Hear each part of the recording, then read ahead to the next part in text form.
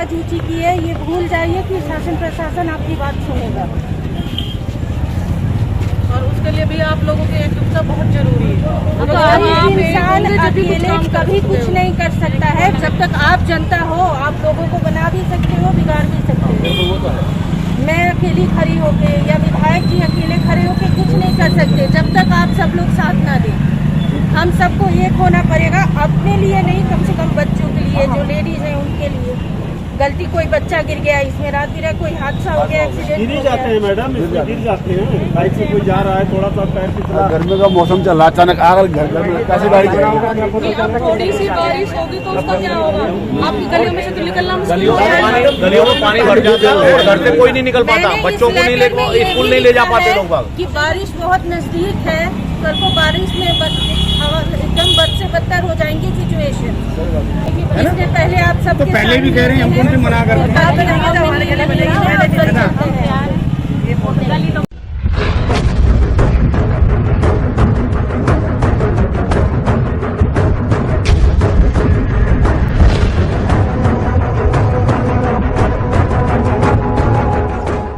जया जी public के बीच में हैं और पब्लिक से संवाद कर रही हैं, अपनी बात रख रही हैं, कैसे, लेकिन इस मुद्दे को कैसे वो सॉल्व कर पाएंगी, क्योंकि उनकी सरकार नहीं है।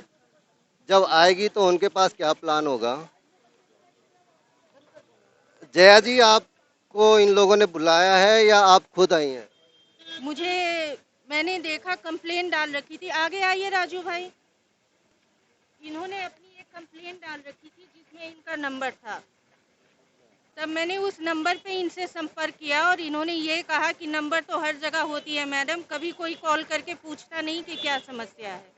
मैंने इनसे इनके समस्या के बारे में पूछा और आज मैं इनसे मिलने आई, क्योंकि जब तक मैं खुद नहीं देखूंगी मुझे कैसे पता चलेगा कि जो लोग यहाँ रह रहे हैं इन्हें कितनी समस्याएं हो रही है।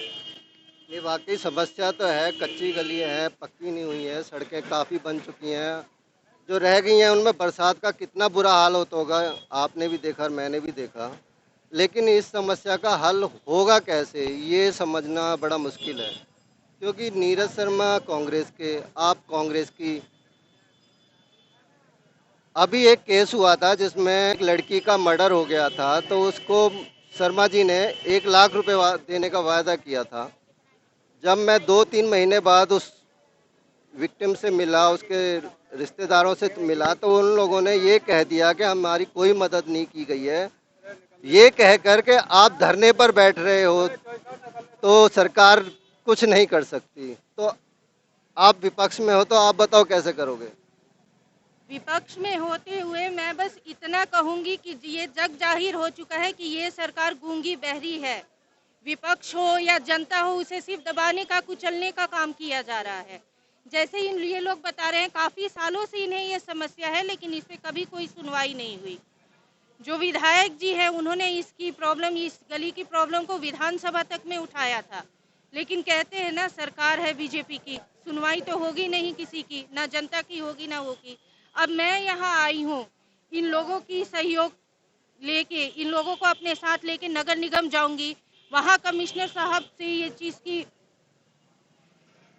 मैं इतनी देर से रिपोर्टिंग कर रहा हूँ, अभी तक है ना जगह का नाम मेंशन नहीं किया किसी ने। मैं जगह कौन सी है पहले? पर्वतिया कॉलोनी, मुस्कान, नियर मुस्कान स्वीट्स, गली नंबर 6 और 7। तो Jawahar colony, Parvatiya colony, Indira colony, इनका तो बुरा हाल शुरू से ही है। तो आप सब लोग इकट्ठा होकर कभी कृष्णपाल गुर्जर जी के पास गए? वो मंत्री हैं। इधर आगे बोलो। हम नीरज शर्मा के पास भी गए हैं, उन्होंने हमें आश्वासन दिया था कि कम्प्लेक्स के आप अपने जो भी हैं हाउस टैक्स, डेवलपमेंट चार्ज और पानी की फाइल हैं, ये सारे बिल लेके और मेरे पास एप्लीकेशन गली के सारे साइन कर रखे हैं। उसके बावजूद उन्होंने ये कहा कि आप ये पेपर हमारे पास छोड़ दो, आपका काम हो जाएगा। उसके बाद फिर गए हम, उन्होंने कहा कि आप इतनी भीड़ लाने की ज़रूरत नहीं, मेरे पास 2 आदमी आया करो। 2-2 करके भी गए, पूरे 3 महीने लगातार उनके पीछे चलते रहे। उसके बाद भी ये हाल है कि अभी तक कोई सुनवाई नहीं हुई हमारे यहाँ पे। यहाँ एक एम्बुलेंस नहीं जा सकती गली के अंदर। हमारी तो परेशानी ये होगी कि तो उन्होंने गलत कहा उन्होंने ये थोड़ी ना कहा था सड़कें ठीक करा देंगे, उन्होंने कहा था आपका काम हो जाएगा, आपका काम तो हो गया। नहीं, उन्होंने यही कहा कि गलियां आपकी मैं करवाऊंगा, पर अभी तक उन्होंने यहाँ पे कुछ भी कार्य नहीं किया, न किसी को आश्वासन दिया कि जरा एक बार देखने, कोई देखने ही नहीं आया यहाँ पे। सबसे बड़ी समस्या तो ये है यहाँ पे। आनंद जी, इस सवाल का जवाब मैं दूंगी। जैसा कि आप सबको पता है, बीजेपी सरकार में फरीदाबाद से इकलौते कांग्रेस के एमएलए नीरज शर्मा जी ही हैं। सरकार है बीजेपी की जी, यहाँ पे विपक्ष की कभी कोई सुनवाई नहीं होती। वो कोशिश कर रहे हैं, यहाँ के सवाल प्रश्न विधानसभा में भी ये समस्या लेके गए थे वो, चाहे वो नगर निगम हो, लेकिन कहते हैं ना शासन प्रशासन बहरी हो चुकी है, कहीं उनकी सुनवाई नहीं हो रही है, कहीं ना कहीं उनकी आवाज़ दबाई जा रही है, सुनवाई नहीं हो रही है। अब मैं आई हूँ आप लोगों के बीच, मैं पूरी कोशिश करूंगी कि कमिश्नर साहब को यहाँ लेके आई जाए, जो ज्ञापन है उन्हें दिया जाए, उन्हें खुद यहाँ आना पड़े और आना पड़ेगा, ये समस्या देखे वो क्या वो इस माहौल में रह सकते हैं अपने बच्चों के साथ, अपने परिवार के साथ। अगर नहीं तो जनता को भी ऐसे गंदगी में रहने के लिए मजबूर ना करे।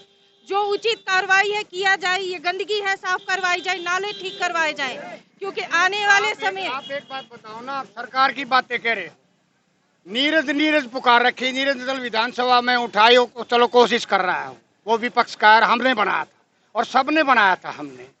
लेकिन मैं एक बात कहना चाहता हूँ, यहाँ का केंद्रीय मंत्री है, एमपी साहब हैं, उनको तो फंड मिला, वहाँ से 1000 करोड़ मिला, 500 मिला, 2000 मिला, 3000 मिला। इस कॉन्स्टिट्यूंसी से 1,11,586 वोट मिले हुए हैं एमपी के अंदर, जो सबसे ज्यादा रिकॉर्ड मतलब वोटों से। उसने कौन सा हमारा देख लिया, कौन सा हमारे को दे दिया, कुछ क्या दे दिया बताओ। मान लिया नीरज की मैं कह देता हूँ, चल निकम्मा है वो, बाकी उन्होंने क्या दे दिया हमारे को। सरकार किसकी, बीजेपी की है ना, मंत्री किसका, बीजेपी का है ना, फंड कौन लेगा, बीजेपी वाला लेके आता ना, मंत्री लेके आता ना, फिर क्यों ना दिया उन्होंने हमारे को। बस 10, 20, 50, 100 करोड़ NH88 के लिए दे देते तो हमारा भी गुजारा हो जाता। उन्होंने आज तक भी मतलब एक नाली भी नहीं बनवाई हमारे अंदर, वो क्यों ना करवाते हमारे पास। आनंद जी, और जितनी कॉन्स्टिट्यूएंसीज हैं, चाहे वो तिगांव हो या बल्लभगढ़ हो, कई जगह काम हो रहे हैं और अच्छे हो रहे हैं। इस कंस्टिट्यूएंसी के लिए फंड इसलिए रिलीज नहीं किए। मुझे तो ये ज्यादा साफ दिखाई दे रहा है, बल्लभगढ़ तो और भी गंदा है।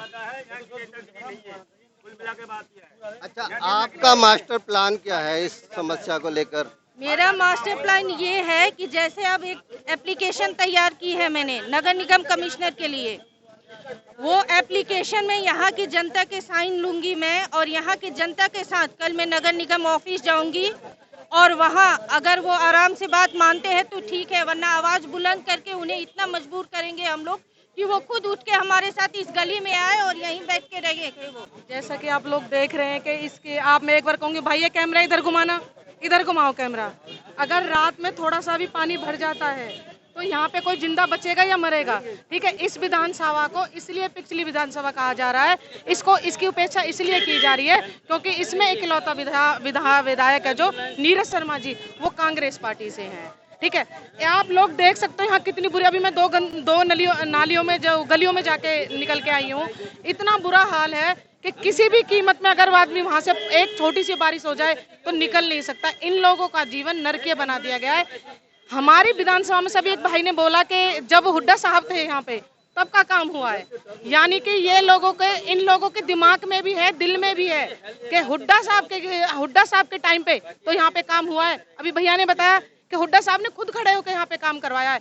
जिस विधानसभा से कृषि मंत्री MP हो, मंत्री हो, हमारे माननीय सबसे बड़े हमारे फरीदाबाद से ही हैं दोनों के दोनों, और उनके विधानसभा का ये हाल है। वो कहते हैं जी स्मार्ट फरीदाबाद, ये हमारा स्मार्ट फरीदाबाद है, ये हमारा स्मार्ट हरियाणा है।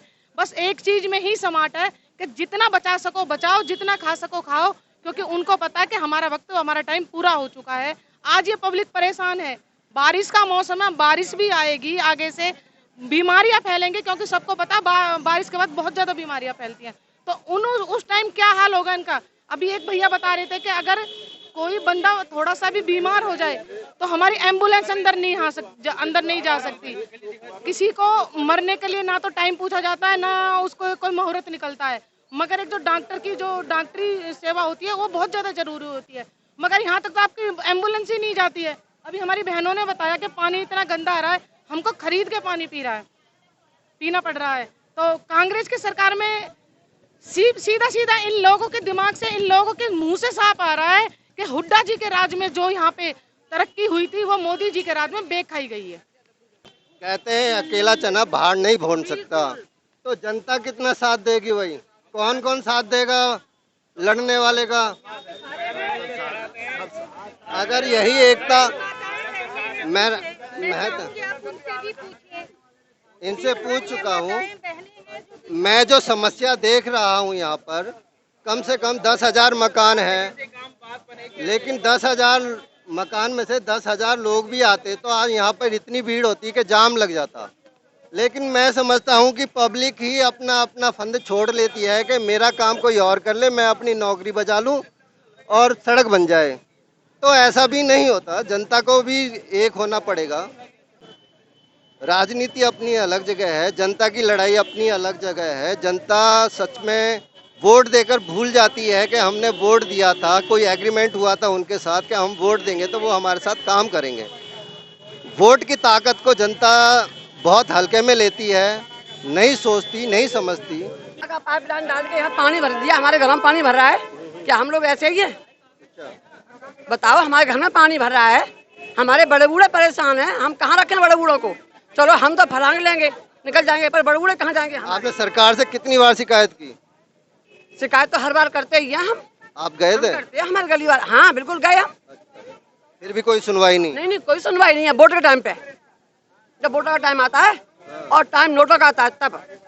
इस बार जब भी कोई वोट मांगने आए तो उससे रिटर्न में, टाइम नोट का है, इस बार कोई आए तो उससे रिटर्न में लेना कि भैया ये काम करोगे, रिटर्न में देकर जाओ तब वोट देंगे। अरे नाना, हमारी गली में खूब महफिल जोड़ी उन्होंने आके, कुछ भी नहीं हुआ, आज तक नहीं हुआ, कुछ भी नहीं हुआ हमारी गली में। हाँ, खूब उन्होंने अच्छा से किया है।